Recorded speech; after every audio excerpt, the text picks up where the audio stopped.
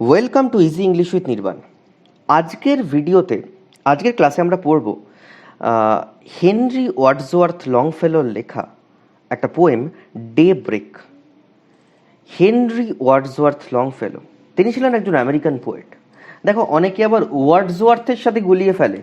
Wordsworth হচ্ছে WORDS WORTH। উনি ছিলেন একজন ইংলিশ রোম্যান্টিক পোয়েট, আর ইনি হচ্ছেন হেনরি ওয়ার্ডসওয়ার্থ লংফেলো। ইনি হচ্ছেন একজন আমেরিকান পোয়েট। তো কবিতাটা পড়তে শুরু করার আগে, পোয়েমটা পড়তে শুরু করার আগে হেনরি ওয়ার্ডসওয়ার্থ লংফেলোর সম্পর্কে কিছু বলে নেওয়া দরকার। তাহলে হেনরি ওয়ার্ডসওয়ার্থ লংফেলোর সম্পর্কে কিছু আমরা জেনে নিই। চলো। হেনরি ওয়ার্ডসওয়ার্থ লংফেলো, তার জন্ম 27 ফেব্রুয়ারি 1807 সালের 27 ফেব্রুয়ারি তার জন্ম। ম্যাসাচুয়েটস বলে একটা জায়গা রয়েছে ইউনাইটেড স্টেটস অফ আমেরিকায়। এখন ম্যাসাচুয়েটসের সেই পোর্টল্যান্ড বলে একটা শহরে তিনি জন্মগ্রহণ করেছিলেন। তো এখন সেটা মেইনে পড়ে গেছে। মেইন বলে একটা স্টেট আছে আমেরিকার, তাতে পড়ে গেছে। তিনি মারা যান মার্চ 24, 1882-তে কেমব্রিজে। The most popular American poet in the 19th century. তাকে বলা হয় 19th সেঞ্চুরির মোস্ট পপুলার আমেরিকান পোয়েট। তিনি 19th সেঞ্চুরির সবচেয়ে বিখ্যাত আমেরিকান পোয়েট। তার সবচেয়ে উল্লেখযোগ্য কাজটা হলো দ্য সং অফ হিওয়াথা, যেটা প্রকাশিত হয় 1855-এ। আর পল রিভিয়ার্স রাইড, এটা 1863-তে প্রকাশিত হয়। তাহলে তার লাইফ সম্পর্কে অল্প কথা, আমি বেশি সময় নেব না, আমি কবিতায় চলে যাব। তার লাইফ সম্পর্কে আর কয়েকটা কথা বলে নিই। সেটা হচ্ছে, তিনি পড়াশোনা শেষ করে, তিনি বোর্ডউইন কলেজে পড়াশোনা শেষ করে তিনি স্যার ওয়াল্টার স্কটের রোম্যান্টিক লেখায় তিনি আগ্রহী হন। আর তিনি ওয়াশিংটন আরভিংসের স্কেচ বুক, এই জিনিসগুলো পড়ে তিনি সাহিত্যের প্রতি মনোযোগী হন। তিনি অনেক লেখালেখি করেছেন। আর তিনি ইউরোপে গিয়ে তিনি ফ্রেঞ্চ শিখেছিলেন, স্প্যানিশ শিখেছিলেন, ইটালিয়ান শিখেছিলেন। কিন্তু তিনি ওখানে থাকেননি, ওখান থেকে ফিরে এসেছিলেন। তিনি 1829-এ ইউনাইটেড স্টেটসে আবার ফিরে আসেন এবং তিনি একদম লেখালেখির জীবনে মনোনিবেশ করেন। ঠিক আছে। তো তাকে হার্ভার্ড, ইউনাইটেড স্টেটসের একটা প্রেস্টিজিয়াস ইউনিভার্সিটি, একটা বিশ্ববিদ্যালয়, হার্ভার্ড ইউনিভার্সিটিতে তাকে প্রফেসরশিপের জন্য অফার দেওয়া হয়েছিল। ঠিক আছে। তো তিনি সেটা অ্যাকসেপ্ট করেন এবং তাকে জার্মানি পাঠানো হয় সেই ইউনিভার্সিটি থেকে 1835-এ তাকে জার্মানি পাঠানো হয় সেই ইউনিভার্সিটি থেকে। তো তিনি সেই ট্রিপের সময় ইংল্যান্ডে যান, সুইডেনে যান, নেদারল্যান্ডসে যান। তো মোট কথা তিনি ঘুরেছেন প্রচুর। তিনি সারা বিশ্বে বলবো না, মোটামুটি পাশ্চাত্যের যে দেশগুলো আছে তিনি সব ঘুরেছেন। তিনি সব জায়গাকার সাহিত্য পড়ে সমৃদ্ধ হয়েছেন এবং তিনি সত্যি একজন বিশাল বড় মাপের কবি। সত্যি সেই সময়কার, সেই যুগের অন্যতম বিখ্যাত কবিদের মধ্যে তিনি একজন। আজকে আমরা পড়ব হেনরি ওয়ার্ডসওয়ার্থ লংফেলোর লেখা ডে ব্রেক পোয়েমটা। হেনরি ওয়ার্ডসওয়ার্থ লংফেলোর লেখা ডে ব্রেক পোয়েমটা কী নিয়ে আলোচনা করে না, এই পোয়েমটা খুব সিম্পল পোয়েম। একটা সমুদ্রের বুক থেকে জন্ম নেওয়া হাওয়া, একটা উইন্ড, তার গতিপথ, সে সমুদ্র পেরিয়ে ল্যান্ডের দিকে আসছে এবং সে কোন কোন পরিস্থিতির মধ্যে দিয়ে সামনের দিকে ছুটে চলছে এবং সে যেন দিনকে ডেকে আনছে, উদীয়মান সূর্যকে, রাইজিং সানকে ডেকে আনছে সে তার নিজের সাথে। সে রাইজিং সানের দূত হিসেবে যেন প্রবেশ করছে আমাদের জীবনে। তো এটা নিয়েই বিখ্যাত পোয়েট্রি হেনরি ওয়ার্ডসওয়ার্থ লংফেলোর ডে ব্রেক। তাহলে আমরা এবার কবিতাটা শুরু করব। আর এখানে দেখো একটা জিনিস দেখে নাও। The poem is written in rhyming couplets continuing for 9 lines. কবিতাটায় 9টা রাইমিং কাপলেটস আছে। রাইমিং কাপলেটস মানে দুটো একই ছন্দের লাইন। পড়ার সময় দেখতে পাবো আমরা। ঠিক আছে, তাহলে চলো আমরা পোয়েমটা স্টার্ট করি। তাহলে আমরা শুরু করছি হেনরি ওয়ার্ডসওয়ার্থ লংফেলোর লেখা ডে ব্রেক। একদম ফার্স্টের লাইনটা লক্ষ্য করো, a wind came up out of the sea. সমুদ্র থেকে একটা উইন্ড উঠলো, একটা বাতাস উঠলো, and said, O mists make room for me. আর বাতাসটা বলল যে, ও মিস্টস মানে কুয়াশারা, আমার জন্য জায়গা তৈরি করে দাও। মেক রুম ফর মি মানে আমাকে পথ দাও, আমাকে জায়গা দাও। এখানে দুটো খুব গুরুত্বপূর্ণ কথা বলার আছে। এক নম্বর কথা হচ্ছে, this is an example of personification. What is personification? না, কোনো নন লিভিং থিং মানে জড়বস্তুকে যখন আমরা আচরণ করি, জড়বস্তুটাকে নিয়ে মানে জড়বস্তুটা কবির লেখায় ব্যক্তির মতো আচরণ করছে, বাংলায় এটাকে বলা হয় ব্যক্তিত্ব আরোপ করা। যেমন উইন্ড তো একটা জড়বস্তু, উইন্ড তো একটা নন লিভিং থিং, মানে হাওয়া। হাওয়া কুয়াশাকে ডেকে বলছে যে আমার জন্য জায়গা করে দাও, এটাকে বলা হয় পার্সনিফিকেশন, যেন সে একজন ব্যক্তির মতো আচরণ করছে। খুব ভালো কথা। এটার অ্যাকচুয়াল মিনিং যদি আমরা দেখি, লিটারাল মিনিং যদি খুঁজতে যাই, তাহলে আমরা কি দেখব? যখন বাতাস বয় তখন তো বাতাস কুয়াশাকে কেটে সরিয়ে দেয়। একটা বাতাস যখন বইছে দেখবি, যেদিন থমথমে থাকে, যেদিন বাতাস বয় না, যেদিন হাওয়া দেয় না, সেদিন কুয়াশা জমে বেশি। হাওয়া দিলেই কিন্তু কুয়াশা কেটে যায়। ঠিক যেন কুয়াশা জমেছিল সমুদ্রের বুকে, আর বাতাসটা উঠে এসে বাতাসটা সেই কুয়াশাগুলোকে সরিয়ে সরিয়ে পথ করে নিয়ে যাচ্ছে, যেন বাতাসটা কুয়াশাদেরকে বলছে, প্লিজ আমার জন্য জায়গা করে দাও। It hailed the ships and cried, sail on. এটা শিপসদের মানে জাহাজদের হেইল করলো, মানে সম্ভাষণ জানালো, ঠিক আছে। অ্যান্ড ক্রাইড, সেল অন, কি বলে সম্ভাষণ জানালো? চিৎকার করে বললো সেল অন। সেল অন মানে তোমরা এগোতে থাকো। SAIL, সেল মানে একটা মানুষকে বললে কি বলতো? বলতো ওয়াক অন, হাঁটতে থাকো। কিন্তু শিপ তো হাঁটে না, সে জলে ভেসে ভেসে যায়। সমুদ্রের মধ্যে জাহাজ বা নদীতে নৌকা যেটাই হোক না কেন, সেই জাহাজ বা নৌকো চলার ভার্ব হলো সেল, SAIL, সেল। তাহলে জাহাজগুলোকে বলল সেল অন, তোমরা চালিয়ে যাও, তোমরা এগিয়ে যাও, মানে ঘুমিয়ে পড়ো না, দেখো সকাল হয়ে গেছে।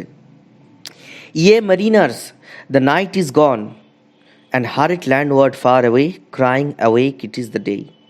তারা কি বললো? ইয়ে মেরিনার্স। মেরিনার্স মানে হচ্ছে যারা নাবিক, যারা জাহাজে থাকে, যারা জাহাজ চালায়।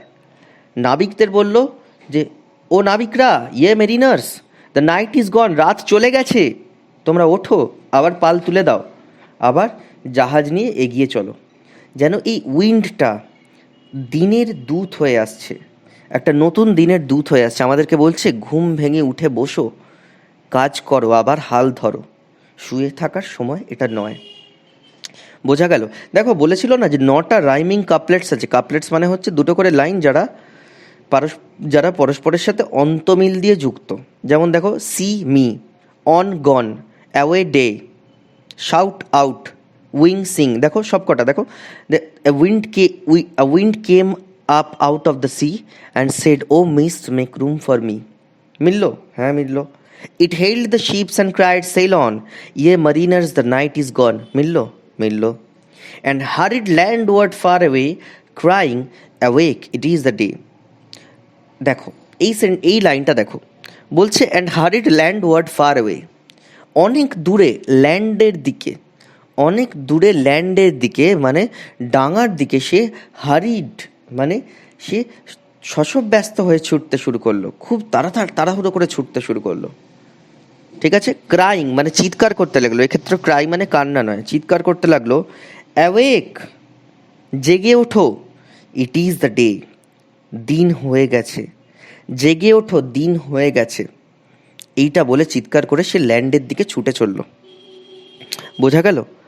তার মানে সমুদ্র থেকে বাতাসটা ডাঙায় প্রবেশ করলো, ল্যান্ডে প্রবেশ করলো, স্থলভাগে। It said unto the forest, shout, জঙ্গলকে চিৎকার করে এরা বলল, শাউট, চিৎকার করো। Hang all your leafy banners out, তোমাদের সবার লিফি ব্যানার্সগুলো মেলে দাও, তোমাদের সকলের লিফি ব্যানার্সগুলো মেলে দাও। What is leafy banners? Leafy banners, banner মানে হচ্ছে পতাকা, লিফি মানে হচ্ছে পাতা, গাছের পাতার পতাকা। তোমাদের পতাকাগুলো মেলে দাও মানে কি? মানে গাছের পাতাগুলো গাছের পাতাগুলো যেন গাছের পাতার মধ্যে দিয়ে যখন বয়ে যাচ্ছে উইন্ড, তখন গাছের পাতাগুলো কি করছে? ঝড়ঝড় মর্মর আওয়াজ করছে, নড়ছে, গাছের ডালপালা নড়ছে, গাছের পাতা নড়ছে, মনে হচ্ছে যেন তাদের পতাকা দোলাচ্ছে। ঠিক যেন উইন্ড তাদেরকে বলছে যে, ফরেস্টকে বলছে, জঙ্গলকে, যে চিৎকার করো, তোমাদের পাতার পতাকাগুলো মেলে দাও। এখানে চিৎকার করো বলতে জঙ্গলের মধ্যে দিয়ে, গাছের মধ্যে দিয়ে জোরে হাওয়া বইলে যেরকম, জঙ্গলের মধ্যে দিয়ে জোরে হাওয়া বইলে যেরকম শব্দ হয়, যেরকম হাওয়া বওয়ার শব্দ হয় জঙ্গলের মধ্যে দিয়ে জোরে হাওয়া বইলে, ঝরঝর করে পাতার শব্দ, মর্মর ধ্বনি বাংলায় যেটাকে বলে, যে murmuring sound of leaves, rustling of leaves ইংলিশে বলে, ঠিক আছে? ঠিক সেই রকম যেমন আওয়াজ হয়, ঠিক আছে, সেই আওয়াজটা হচ্ছে, এবং সেটাকেই যেন বলছে যে উইন্ড গাছের পাতাদেরকে বলছে চিৎকার করো। আর তারা যে পাতাগুলো নাড়াচ্ছে, এটা যেন উইন্ড তাদেরকে আদেশ দিয়েছে, বাতাস তাদেরকে আদেশ দিয়েছে, তোমাদের পাতার পতাকাগুলো মেলে দাও। It touched the wood bird's folded wing and said, "O bird, awake and sing." Wood birds folded wing মানে জঙ্গলের পাখির গুটিয়ে রাখা ডানায় এটা টাচ করে, আলতো করে স্পর্শ করে। ডানা মুড়ে কি করছিল পাখি? পাখি তো রাত্রে ঘুমোচ্ছিল নিশ্চয়ই বাসাতে, গাছের উপর শুয়ে, তাই তো? এই ভোরের বাতাস এসে যেন পাখির ডানায় আলতো স্পর্শ করে তাকে জাগিয়ে দেয়, তাকে জাগিয়ে দিয়ে বলে, ও বার্ড অ্যাওয়েক অ্যান্ড সিং, ও পাখি ওঠো, উঠে গান গাও। ঠিক আছে, বোঝা গেল? একদম মাথায় ঢুকলো, কোনো অসুবিধা নেই। ভোরবেলা হলে আমাদের প্রথম আমরা যে শব্দ শুনতে পাই সেটা হচ্ছে পাখির ডাক। দেখো, ওরা ওদের ন্যাচারাল ইনস্টিংক্ট অনুযায়ী ওরা জেগে যায়। ওদের ন্যাচারাল ইনস্টিংক্ট এটাই যে ওরা ভোরবেলা হলেই জেগে যাবে। ওরা প্রকৃতির যে ক্লক, নেচারের যে নিজস্ব ক্লক, সেটা ওরা বুঝতে পারে, সেই টাইমিং বুঝতে পারে। ভোরের হাওয়া ওদের ডানায় লাগলো, ওরা জেগে উঠলো, ওরা ডেকে উঠলো, নতুন দিনের সূচনা হলো, তাই তো? ঠিক ঠিক যেন উইন্ডটা তাদের ডানা স্পর্শ করে বলল যে, ও পাখি জেগে ওঠো, জেগে উঠে গান গাও, মানে মানুষের ঘুম ভাঙাও, একটা নতুন দিনের সূচনা করো। আমরা নেক্সট পেজে চলে যাই, চলো কি বলছে দেখি। And over the farm so chanty clear, your clarion blow, the day is near. বলছে ওভার দ্য ফার্মস, এরপরে হাওয়াটা কোথায় গেল? এরপরে হাওয়াটা গেল ফার্মসের ওপর, ক্ষেতের ওপর, শস্য ক্ষেতের ওপর। আর হাওয়াটা যেতে যেতে বলল, O chanticleer, your clarion blow, the day is near. শস্য ক্ষেতের ওপর দিয়ে উড়ে যেতে যেতে বললো। এই দেখো, এখানে ও দিয়ে একটা কন্ট্রাকশন করা আছে, একটা অ্যাপোস্ট্রফি দিয়ে ইয়ার বলা আছে, ওটা অ্যাকচুয়ালি ওভার, হ্যাঁ, ওটা ভি এর জায়গায় অ্যাপোস্ট্রফিটা দেওয়া আছে, অ্যাপোস্ট্রফি সাইনটা দেওয়া আছে। And over the farms O chanticleer, chanticleer, what is chanticleer? Chanticleer is a rooster, একটা মোরগ। দেখো, আগেকার দিনে কি হতো? আগেকার দিনে তো যখন অ্যালার্ম ক্লক ছিল না, তখন গ্রামের মানুষের ঘুম ভাঙতো মোরগের ডাকে। মোরগ হচ্ছে the earliest bird of the dawn, ভোরের সবচেয়ে সবচেয়ে আগে ওঠা পাখি। মোরগ ডাকে গ্রামের লোক বিছানা ছাড়ে, আগেকার দিনে লোক বিছানা ছাড়তো এবং কাজকর্ম শুরু হতো। তাই ভোরের প্রথম পাখি হচ্ছে মোরগ। Your clarion blow, the day is near, তোমার ক্ল্যারিয়নটাকে বাজাও। What is Clarion? ক্ল্যারিয়ন হচ্ছে শিঙা বা ট্রাম্পেট, যেটা যুদ্ধের সময় বাজানো হয়। যুদ্ধের সময় যেটা বাজিয়ে যুদ্ধ ঘোষণা করা হয়, বা আগেকার দিনে যেটা বাজিয়ে কোনো কিছুর অ্যানাউন্সমেন্ট করা হতো, ভোঁ করে বাজতো। চ্যান্টিক্লিয়ারকে বলছে, চ্যান্টিক্লিয়ার যে মোরগ যে জেগে উঠে কোঁকর কোঁকরে ডাকবে, সেটাই বলছে, সবাই উঠে পড়বে, সেটাই বলছে যে তোমার ক্ল্যারিয়নটা বাজাও, তোমার ট্রাম্পেটটাকে বাজিয়ে সবাইকে জানাও, দ্য ডে ইজ নিয়ার। এখানে দ্য ডে ইজ নিয়ার বলতে কি বলা হয়েছে? এখানে তো একটা কথা হচ্ছে, দ্য ডে ইজ নিয়ার বলতে বলা হয়েছে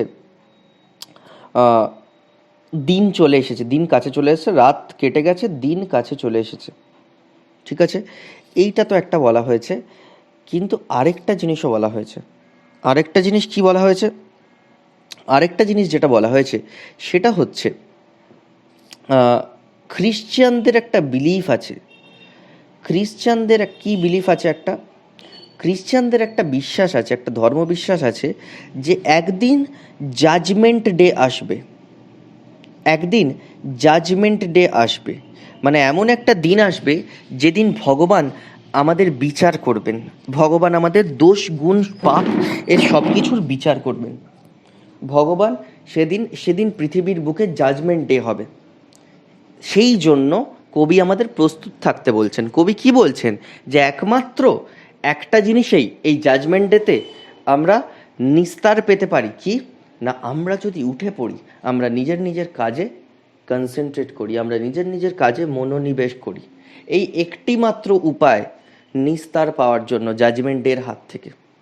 তাই জন্য মোরগটা যখন তার কোকর কোকরে ডাকছে, বলছে ঘুম থেকে উঠে পড়ো, শুয়ে থেকো না, জাজমেন্ট ডে কাছাকাছি চলে এসেছে, দিন কাছাকাছি চলে এসেছে, ঠিক আছে? নিজেদের হিসেব সেটেল করো, যাতে করে ভগবানের কাছে গিয়ে জবাবদিহি করতে পারো। বোঝা গেল? খুব ভালো কথা। তারপরে কি বলছে দেখে নেবো আমরা। It whisper to the fields of corn, bow down and hail the coming morn. Fields of corn মানে ভুট্টা ক্ষেত, ভুট্টা ক্ষেতের ওপর দিয়ে বয়ে যেতে যেতে হাওয়া বলে, হুইসপার করে বলে, ফিস করে বলে যে মাথা ঝোঁকাও, বো ডাউন করো, আর হেইল করো কামিং মর্নকে। হেইল করো মানে জয়ধ্বনি দাও।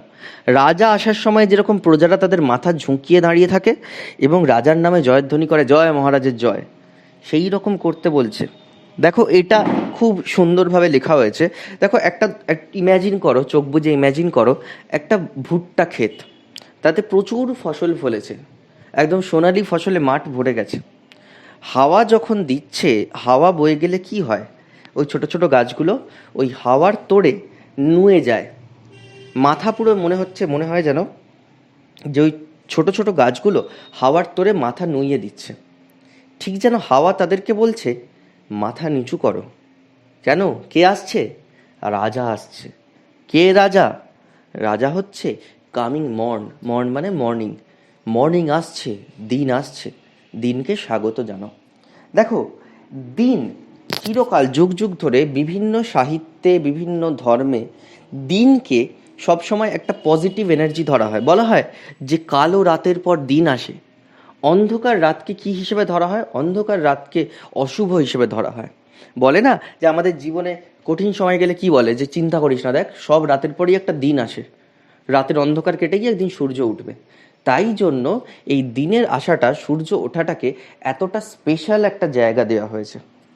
বোঝা গেল? আচ্ছা, it shouted through the belfry tower. Belfry টাওয়ারের মধ্যে দিয়ে এই চিৎকার করে।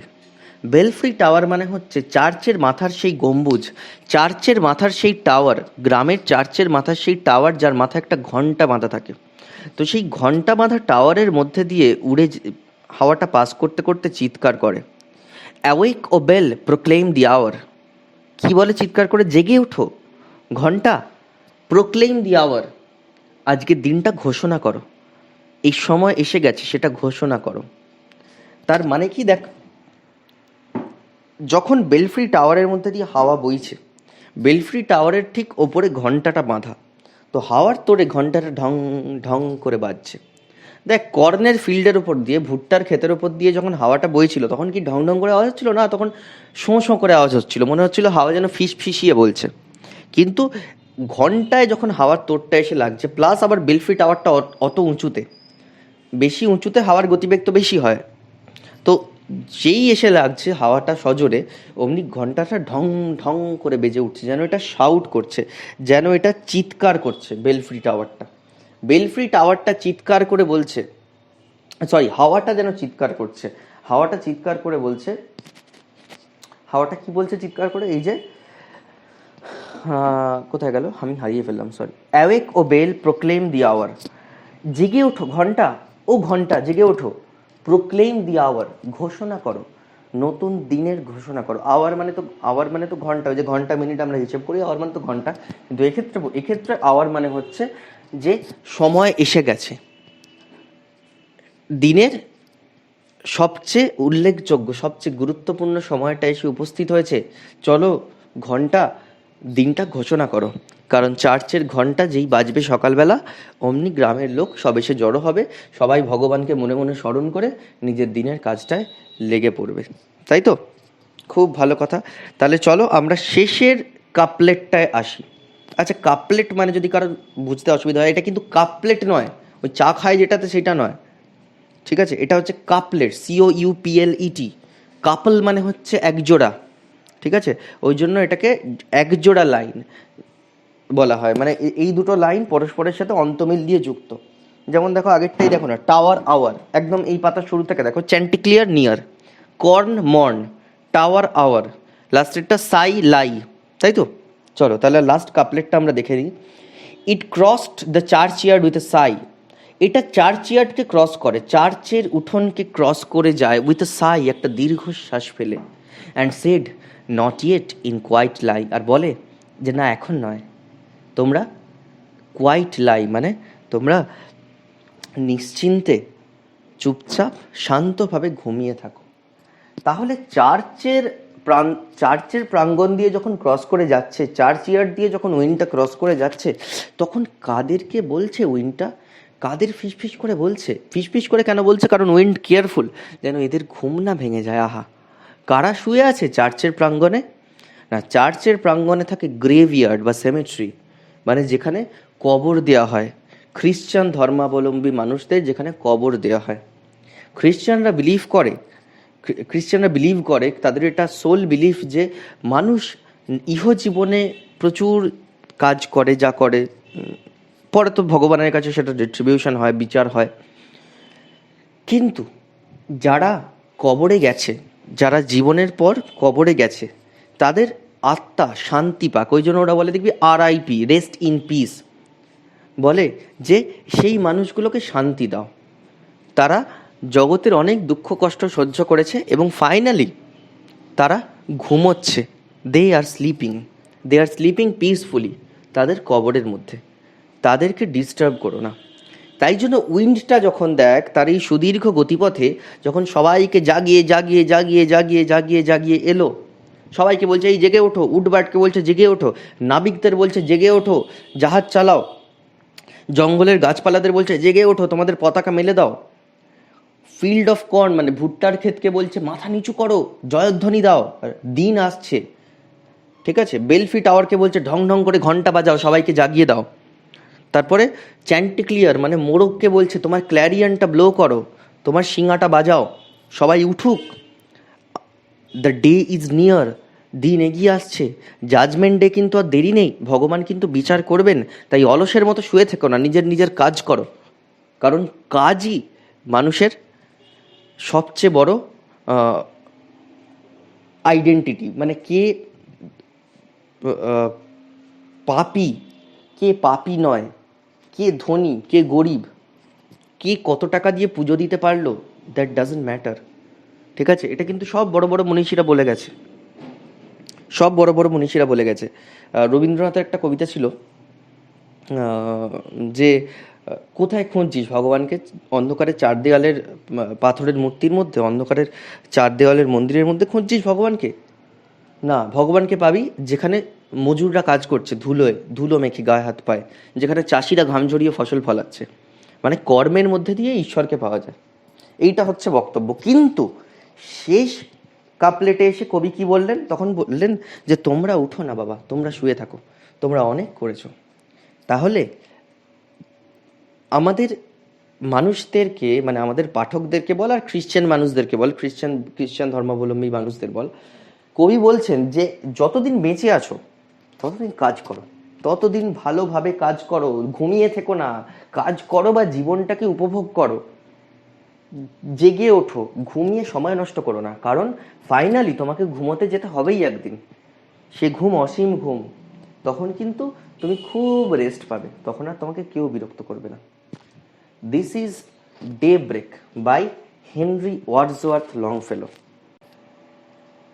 আশা করি বোঝাতে পারলাম কবিতাটা।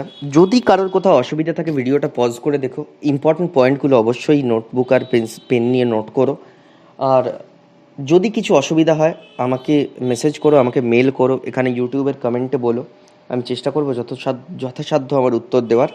আর ভিডিও যদি হেল্পফুল মনে হয় বন্ধুদের সাথে শেয়ার করো, লাইক করো, কমেন্ট করো, সাবস্ক্রাইব করো। আর ইংলিশ লিটারেচার ল্যাঙ্গুয়েজের আরও ভিডিও পেতে গেলে নজর রাখো আমার চ্যানেলে। আজকের জন্য এতটাই। টাটা, সবাই ভালো থেকো।